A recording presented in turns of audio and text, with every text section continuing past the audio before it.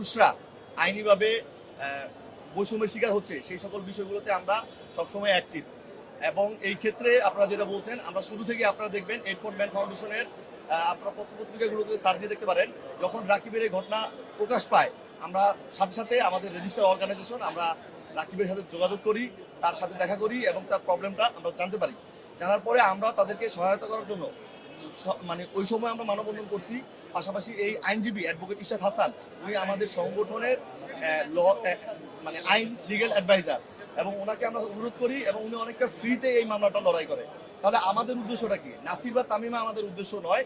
আমরা আসলে ব্যভিচারের 497 যে ধারা আছে সেই ধারায় নারীর শাস্তি দেওয়া যায় না। পরক্রিয়া করলে পুরুষের শাস্তি হয়, নারীর শাস্তি হয় না।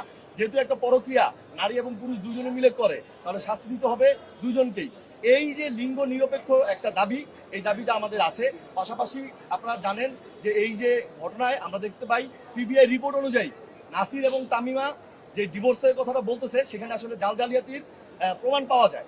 তো আমরা চাই যে এই যে অনেক প্রবাসীরা আমাদেরকে ফোন দেয়, আমাদের অর্গানাইজেশনের কাছে নক করে যে তাদের স্ত্রীরা পরিপূর্ণভাবে ডিভোর্স না দিয়ে অন্য পুরুষের সাথে পালিয়ে যাচ্ছে, বিয়ে করছে, যার কারণে তারা ন্যায় বিচার পাচ্ছে না। এখন প্রবাসীর মামলা করতে পারে না, তারা এই বিষয়গুলো বোঝে না।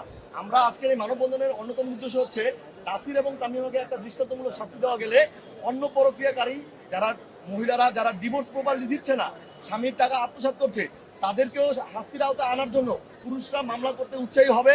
পাশাপাশি দেশে একটা ন্যায় বিচার প্রতিষ্ঠা হবে এবং সরকারের কাছে আমাদের আবেদন হচ্ছে যে একটা লিঙ্গ নিরপেক্ষ আইনের মাধ্যমে নারী পুরুষ যেই অপরাধ করবে তাদেরকে সমানভাবে, লিঙ্গ বিবেচনা নয়, সমান শাস্তির আওতায় আনা হোক, এটা আমাদের দাবি। আচ্ছা, আমরা তো এখানে রায় দিইনি, আমরা বলতেছি যে তাদের অপরাধ প্রমাণিত হলে দাবি তো করতেই পারি। আমরা তো বিচারের অপরাধের আমরা যেহেতু যে কোনো মানুষের বিরুদ্ধে যখন অভিযোগ হয় তখন অভিযোগকারী কিন্তু তার বিরুদ্ধে অভিযোগ তোলে, বিচারক এটার ন্যায় বিচার নিশ্চিত করবে প্রমাণিত হলো কি হলো না। আমরা তো দাবি তুলতেই পারি তাদের দৃষ্টান্তমূলক শাস্তি হোক, কারণ আমরা দেখতে পাইছি যে আমাদের কাছে যতটুকু ডকুমেন্ট আছে তা সেই অনুযায়ী নাসির এবং তামিমা অপরাধী, তারা পরিপূর্ণভাবে এই ডিভোর্সটা কমপ্লিট করে নাই। আমরা ডকুমেন্ট পাওয়ার পরে আমাদের সংগঠন এই বিষয়ে মুভ করেছে। এখন আপনি বলতেছেন আমরা তো রায় দিচ্ছি না, আমরা দাবি তুলতেছি।